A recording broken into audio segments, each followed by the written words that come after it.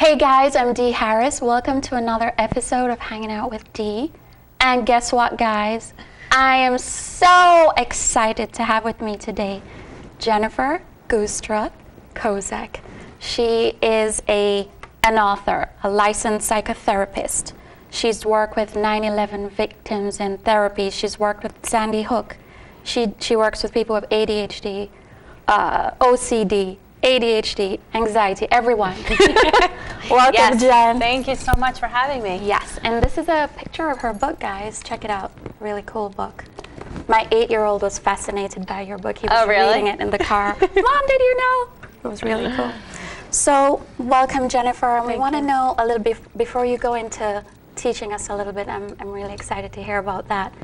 Tell me a little bit about your life growing up. You grew up in Long Island. Yes, I did. I was one of two. I have a younger brother, and we grew up on Long Island with houses very, very close together. Yeah. So every year, you know, my family loved, we would go to Vermont. We spent a lot of time in Vermont. It's where my grandmother was, and she had a huge vegetable garden, and I got to watch her harvest vegetables, fruit trees on our property, beehives. That was my favorite part of being at her house. Yeah, that's so cool. Yes. And then you said that your dad was a very spiritual person, always into vitamins and fish oils and stuff. Yes, he would make me take cod liver oil every single day before school. That is so awesome. Now I understand why. It was disgusting. It's important, but it's disgusting, yes. And he has more supplements in his kitchen than I do, actually. My goodness. So, but yes, absolutely. He was instrumental. I mean, we weren't allowed to eat junk cereals in the 70s. Like my mother would sneak them in the house, and he would sneak them out of the house. And so he was a big proponent of, McDonald's maybe once a month. He was. So from a very young age, I was aware of the foods, and as the TV dinners came on stage, we did have them. I remember our first microwave. Oh my goodness. I remember going to the store, and the guy was showing us how to make boiled water in the microwave. They took a styrofoam cup, put water in it, stuck it in the microwave, and we all drank tea from it. Ooh, now I think about that and the plastic and what we started in the 70s and how dangerous it was.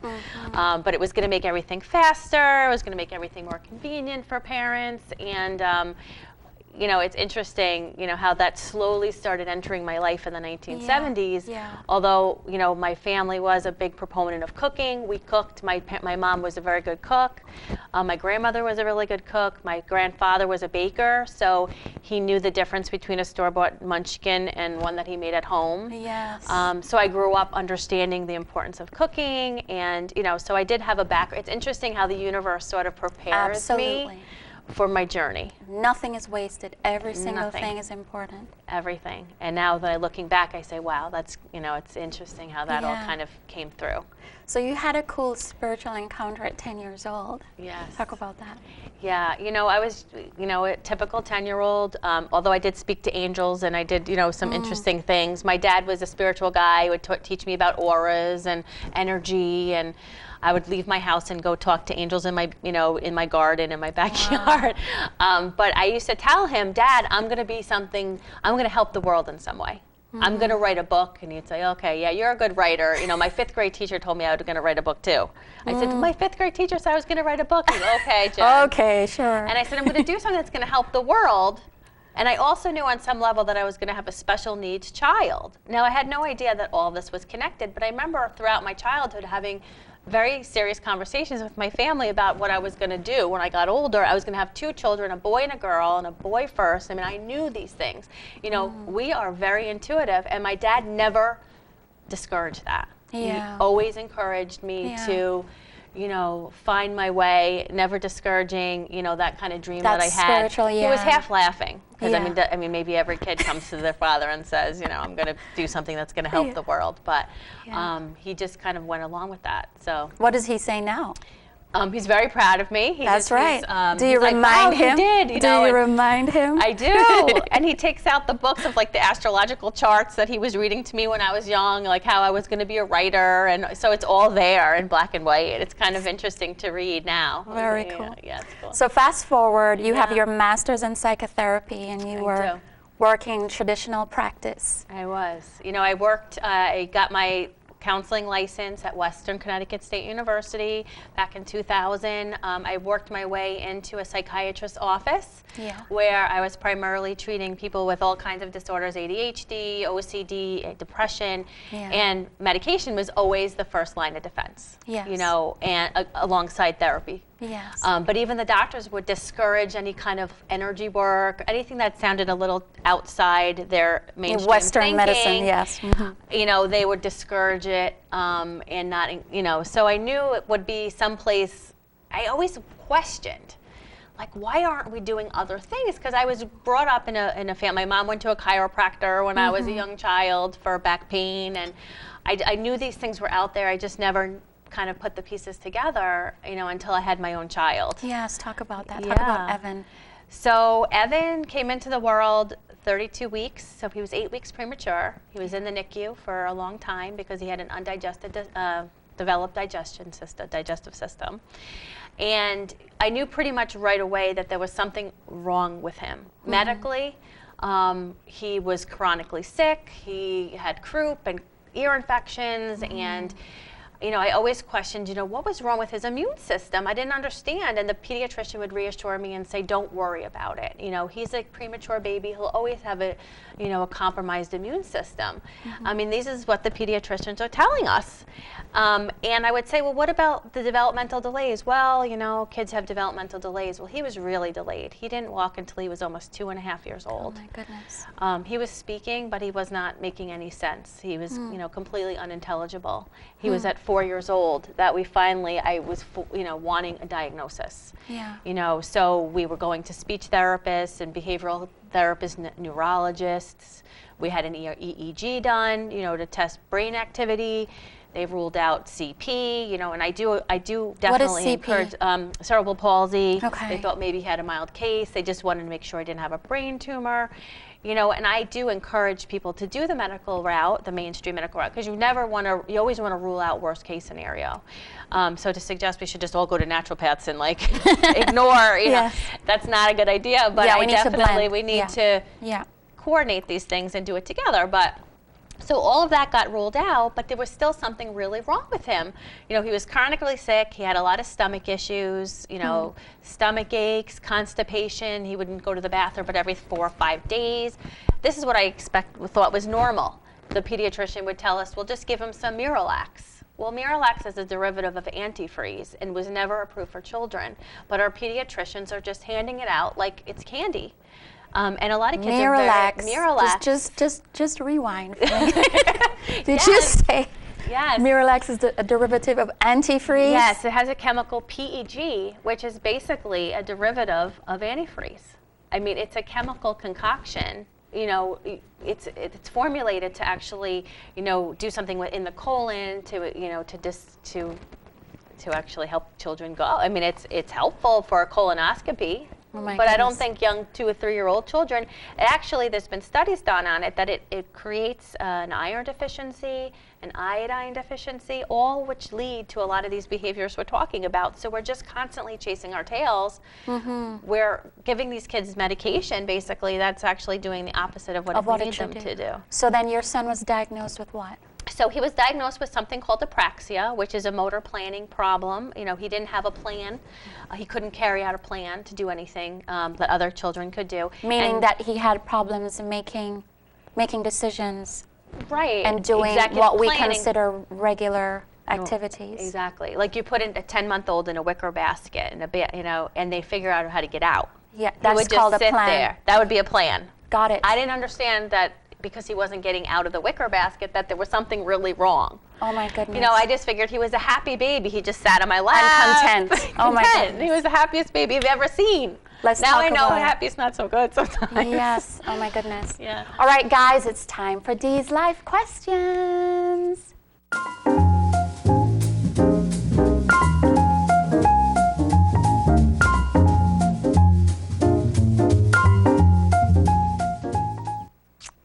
All right, Jen, how do you know what you are doing, that you are doing what you were born to do?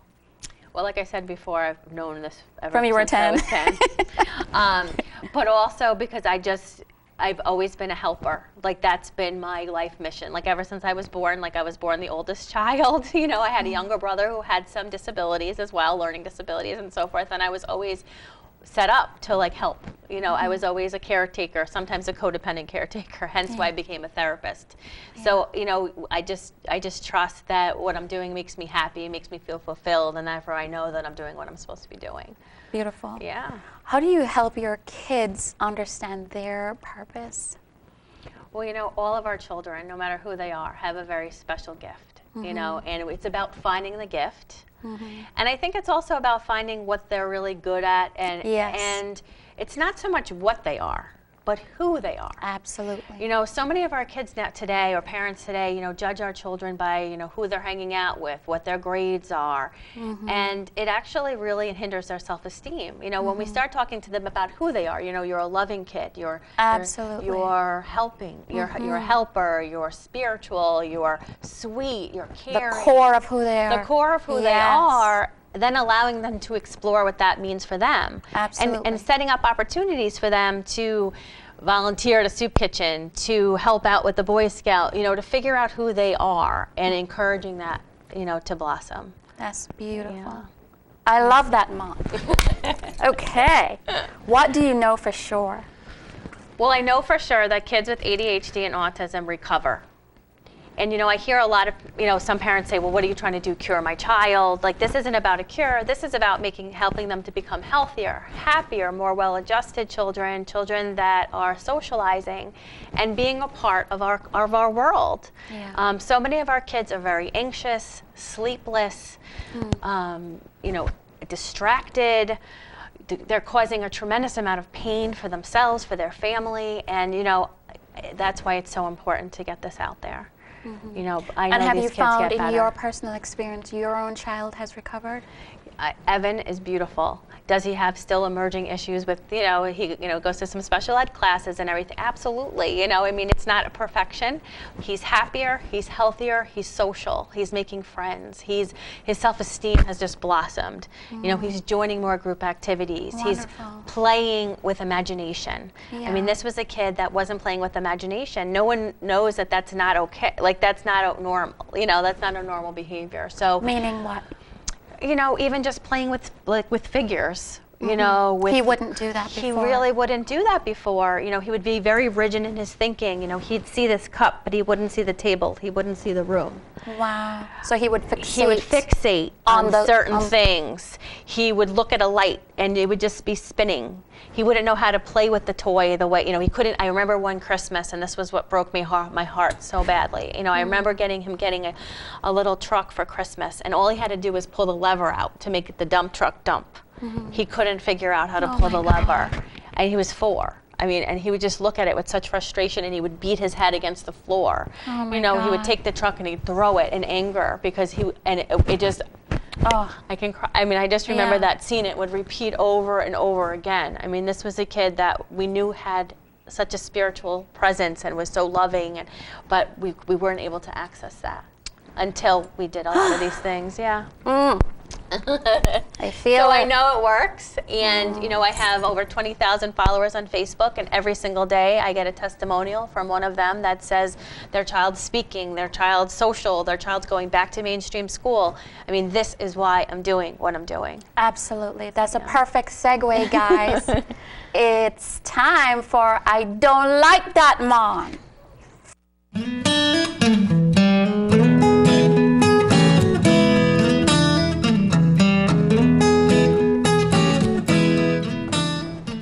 Jennifer Giustra-Kozek. What gets on your last nerve? Moms that don't try. Moms that don't try.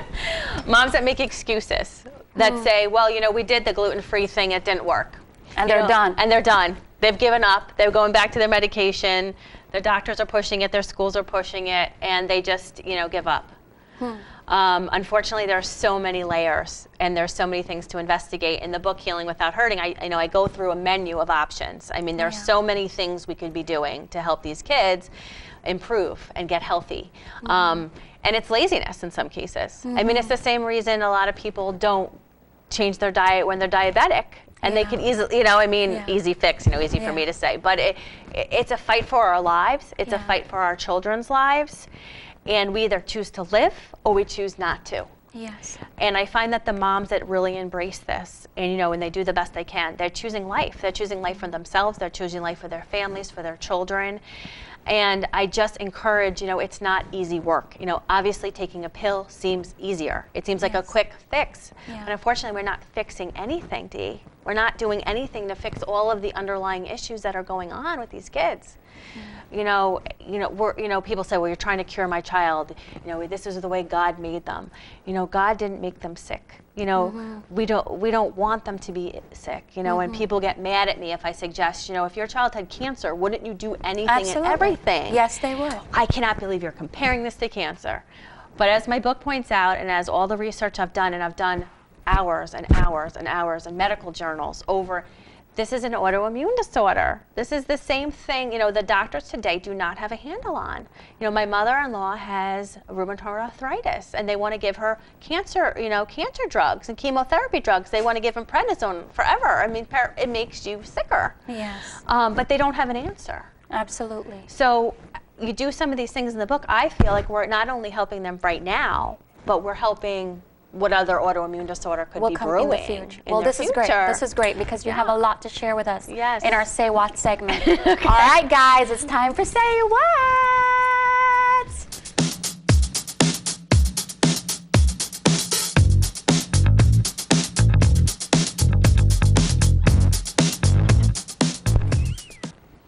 All right, guys, this is a segment of our show when we allow our masters to teach us a little bit and give us some insight on the body of their work.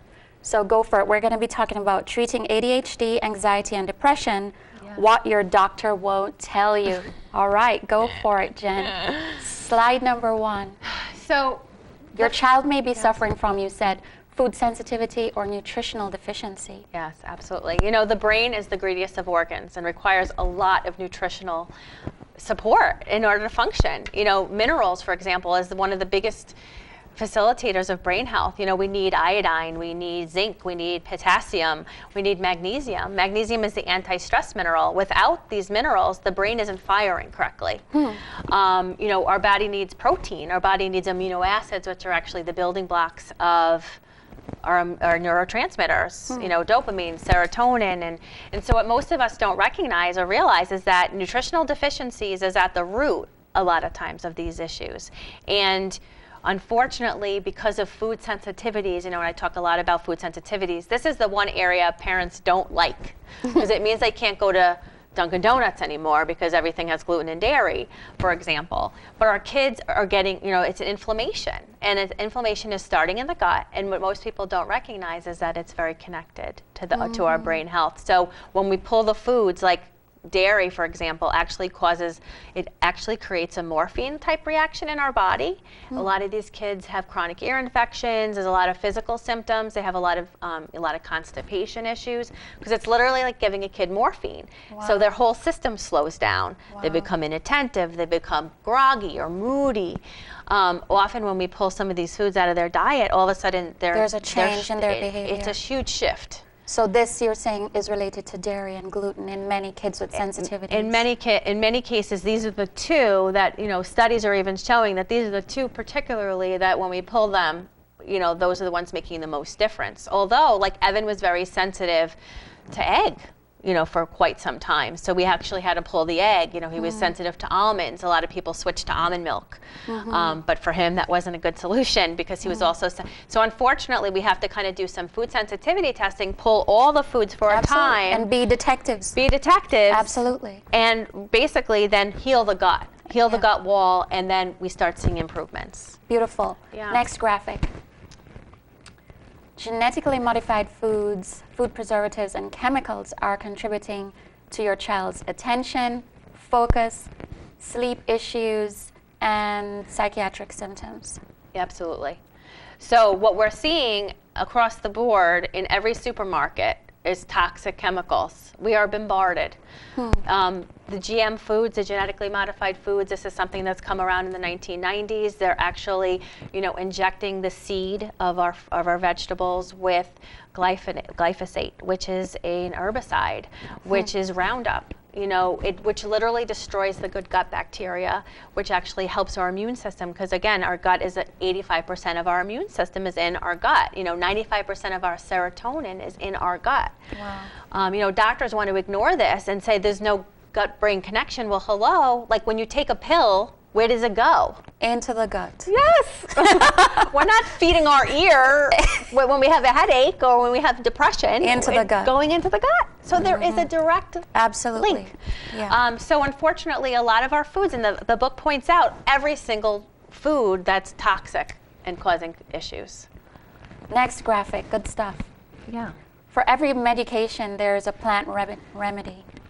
Yeah. Yeah, absolutely. I mean, they're natural medicine. This medicine's been around long before pharma came around. Pharma came around in the 1920s.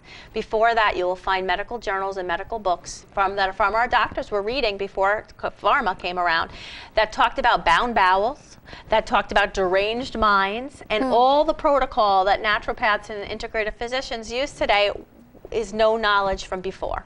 Wow. So there is a plant, there is a mineral, there is a vitamin that will help reverse all of these issues and symptoms. Wonderful. Absolutely. Next graphic. Our emotions are largely governed by our intestinal system. And you were talking about that there's more serotonin in our bowels than in our brain. Exactly. I mean, and this is something that our doctors also have known before pharma came around. Now doctors will deny the connection. Yeah, I went to a GI specialist with Evan when I was starting to research. He told me I read too much. He told me I was online too much. I was reading too much on Facebook, and I should turn off the computer. This is a guy that needs to read a little more. Yes. Hello. And it's your child. And it's my child, and I know more than he does. And I think as parents we do. And we should know better than exactly, and that's why we have to trust our own gut, which is always. I like that. That was a good one. Next graphic. Research has shown that the brain has tremendous amount of neuroplasty and that brain training can make a world of difference. What is neuroplasty? Okay. So neuroplasticity is basically that our brain breathes. It's not stagnant like we think, like our brain is formed and that's it. It's like a hard shell. That's it. You can't change. Not true. We're showing that things like neurofeedback, brain balance therapy, which is what Evan did for quite some time, all of these types of therapies, integrative reflex therapy, that the brain has a tremendous amount of ability to heal. And so after we do a lot of the biomedical stuff, we then have to retrain the brain, sort of, because it's been sort of off the track. Like I like to it's like a train getting off the track. We need to put it back on the track. Yeah. So a lot of times adjunctive therapies are very helpful. Regular OT, PT is fantastic. But what does that mean? Occupational therapy, physical therapy is very helpful. But what I noticed with that is it also addresses a symptom again. So we have to go deeper into the neurofeedback. The brain balance therapy actually deals with the primitive reflexes. The primitive reflexes are those reflexes that should have been dropped off during normal development because a lot of our children never developed normally. A lot of these fight or flight type of reflexes, the moral reflex, all of these reflexes never get dropped off. Wow. So we actually have to train the body to drop them off so that they're not anxious. It causes a lot of a lot of issues if they're not addressed. So lots of things we can do. So that's developmental, then the anxiety that they feel and the... Yes, it's all connected. So we're dealing with it from physical, spiritual, emotional, health, we have to address every piece of this. Wonderful. To make the most difference. Yeah. Wow, you rock. We learned a lot. Thank you. All right, guys, guess what? It's time for Dee's Eats.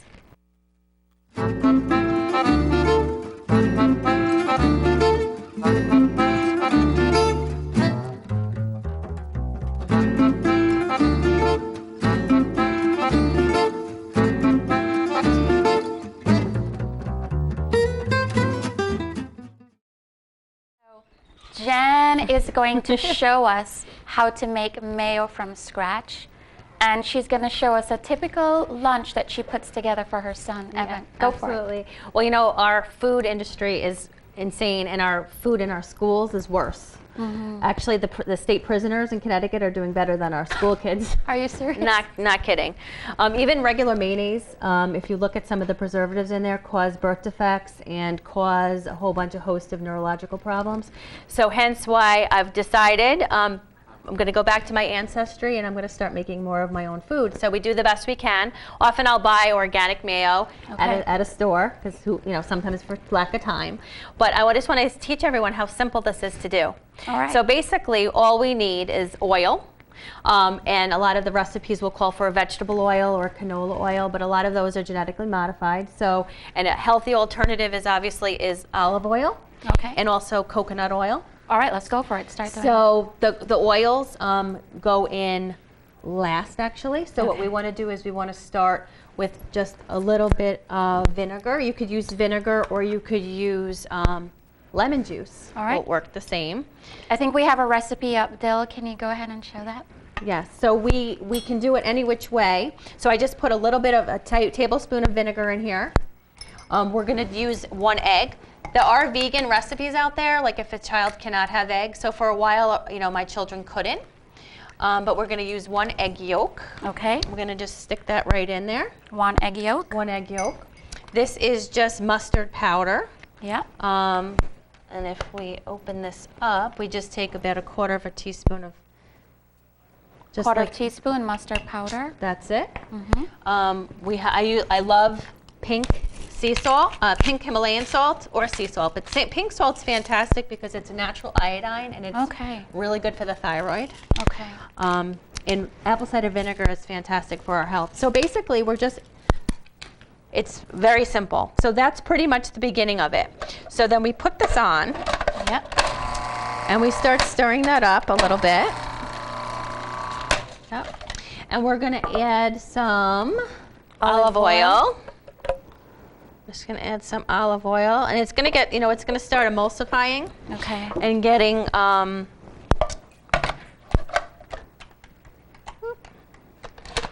we go. And it becomes like an oily consistency. You can adjust the oil, for a little or as much as you want. Yeah. But it makes absolutely delicious chicken salad. Yeah. So we're going to put a little bit of coconut oil in as well. In a lot of recipes, coconut oil is one of the best things to heal the gut wall, actually. Really? Yep.